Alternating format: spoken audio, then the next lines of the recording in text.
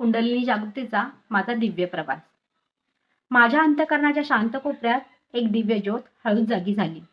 जणू आदिशक्ती स्वतः माझ्या हृदयात उतरून बसली. श्वास घेते तसं मला जाणवतं की माझा प्रत्येक श्वास प्रकृतीची आरती आहे आणि माझा प्रत्येक श्वासोच्छ्वास मातीचा स्पर्श आहे. मणक्याच्या कठीण वाटेवरून ऊर्जावरती चढत जाते. जणू माता आपल्या मुलीला हळुवारपणे बोलते, चल मी आहे तुझ्या पाठीशी. कुंडलिनीचा प्रत्येक तरंग देवीच्या पायघड्यांसारखा, नाजूक, गूढ, पवित्र आणि संपूर्ण सामर्थ्याने भरलेला.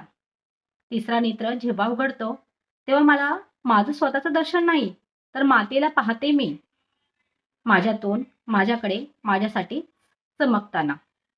कधी स्निग्ध प्रकाशाचा सर्प, कधी लाल श्वेत तेजाचं वर्तुळ. सगळं तिचं नृत्य आहे आणि मी तिचा मंच.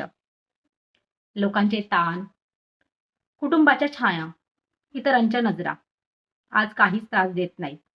कारण मला कळलं आहे, जिथे मातेचं वास्तव्य आहे तिथे कोणतीही बाधा टिकत नाही.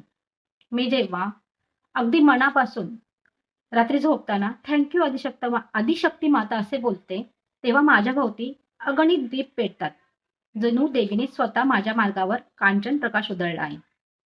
आज मी मधु कदम या नावाने जरी ओळखली जात असेल ना, तरी मला असं वाटतं की ते माझं म्हणजे ते नावापुरतीच मी शिल्लक आहे.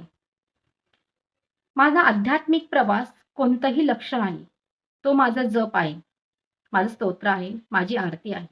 आणि या मार्गाच्या शेवटी मी कोणाला भेटणार नाही, मी माझ्यातल्या देवीलाच पूर्ण जागृत पाहणार आहे.